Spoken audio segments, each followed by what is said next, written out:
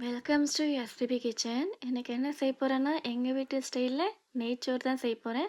வாங்க எப்படி செய்யலான்னு பார்க்கலாம். ஒரு சட்டி வச்சு அடுப்பை பற்ற வச்சுக்கிறேங்க. சட்டி காஞ்சிரட்டும்.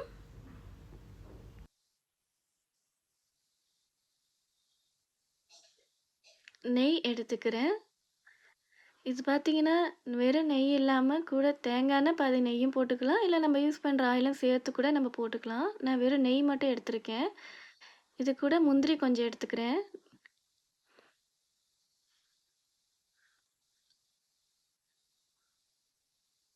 பட்டை கொஞ்சம், ஏலக்காய் 4 எடுத்திருக்கேன். கிராம்பு பார்த்தீங்கன்னா ஒரு 2 கொஞ்சமாகவே எடுத்துக்கலாம். இப்போ இது கூட ரம்ப இலை சேர்த்துக்கிறேன் 2 போல். 2 கொத்து கருவேப்பிலை.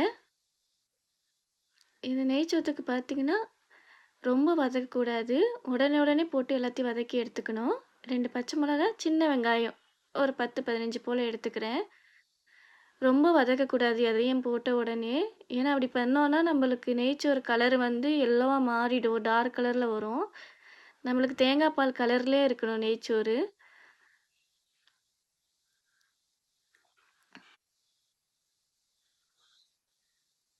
இப்போ இது கூட 2 டீஸ்பூன் ஜிஞ்சர் கார்லிக் பேஸ்ட்,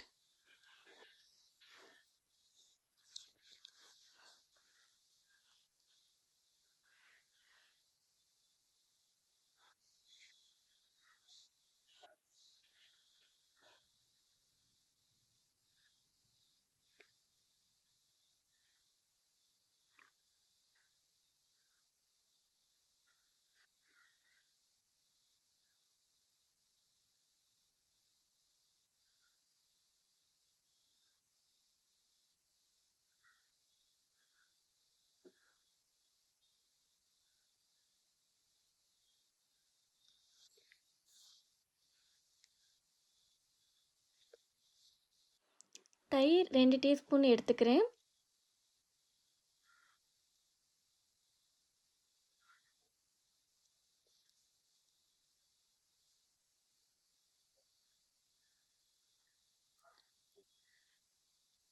இது போட்டு சும்மா ஒரு 2 வதக்கிப்போம்.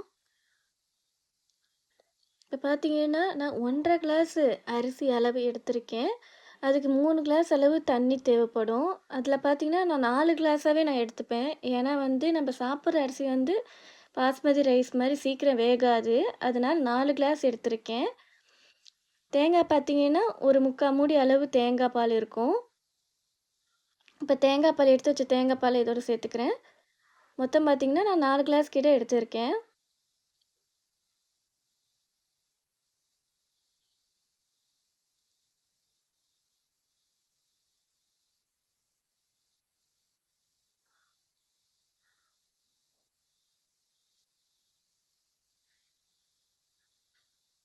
தேங்காயோட அளவு பார்த்தீங்கன்னா உங்கள் டேஸ்ட்டுக்கு ஏற்ற மாதிரி கூட்டியோ குறைச்சோ சேர்த்துக்கோங்க.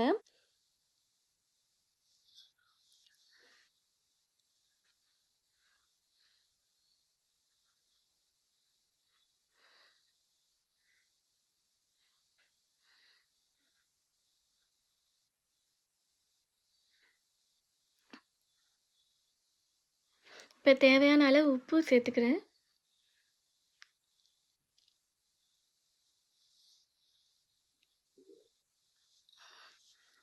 இது பார்த்தீங்கன்னா கொதிச்சு வரணும்னு இல்லை, அதுக்கு முன்னாடியே நம்ம ரைஸ் ஆட் பண்ணிக்கலாம், இது கூட சேர்த்துக்கலாம்.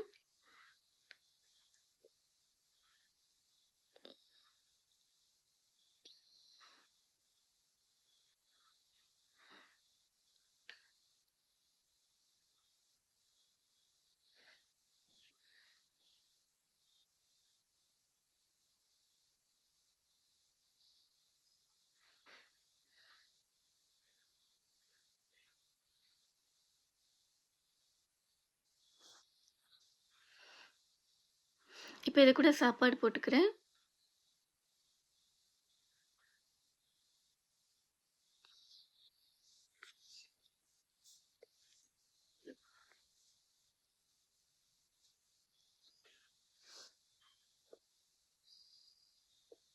இந்த அரிசி பார்த்தீங்கன்னா சிவாஜி ரைஸ் எடுத்திருக்கேன்.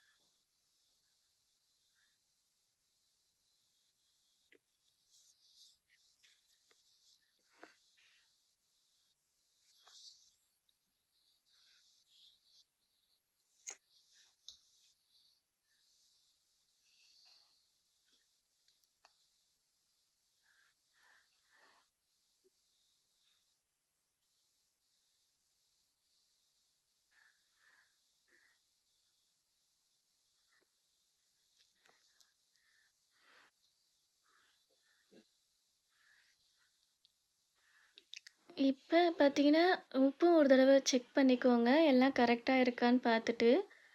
இப்ப பார்த்தீங்கன்னா, அரிசியோட அளவும், தண்ணியோட அளவும் ஒண்ணா வந்ததுக்கப்புறம் நம்ம தம் விட்டுக்கலாம்.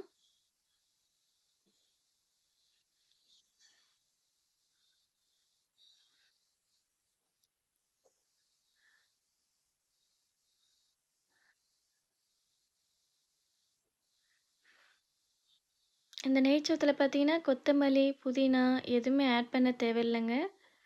இதுவே நல்லாருக்கும்.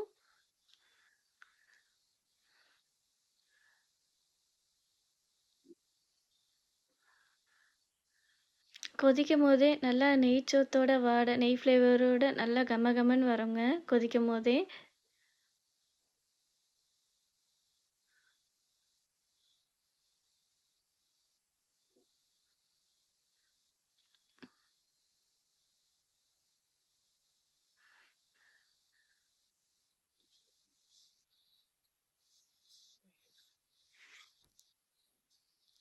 இப்போ உப்பு கரெக்ட்டா இருக்கான்னு செக் பண்ணிக்கிறேன். இப்போ போட்டோட உப்பு அளவு பார்த்தீங்கன்னா, கரெக்ட்டா இருக்கு. இப்போ எக்ஸ்ட்ரா எந்த உப்பு ஆட் பண்ண தேவையில்ல.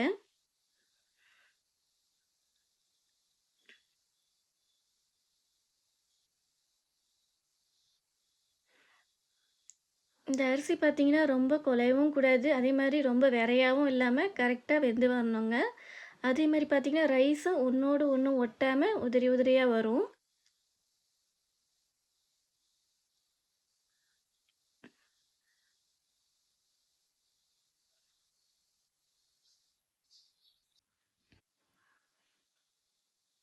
இப்ப பார்த்தீங்கன்னா, சாப்பாடும், தண்ணியோட அளவும் ஒண்ணா வந்துருச்சுங்க. இப்ப இத டம் விட்டுக்கலாம்.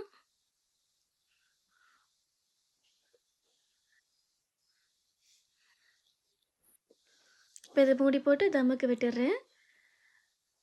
ஒரு 10 நிமிஷம் கழிச்சு தொறந்துக்கிறேங்க.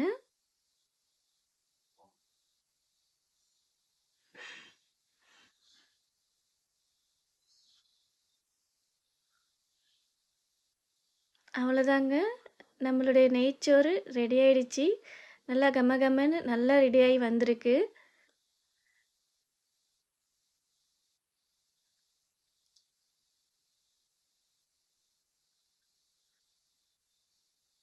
சாப்பாடும் பார்த்தீங்கன்னா, ஒண்ணோடு ஒட்டாம நல்லா உதிரி உதிரியா நல்லா வந்திருக்குங்க.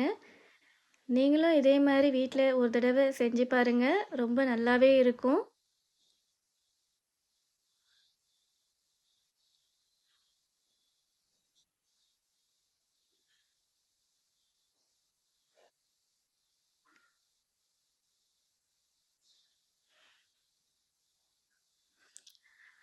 அடுத்த வீடியோல சந்திப்போம். மறக்காம சேனல சப்ஸ்கிரைப் பண்ணுங்க, லைக்ஸ் பண்ணுங்க. தேங்க்ஸ் ஃபார் வாட்சிங்.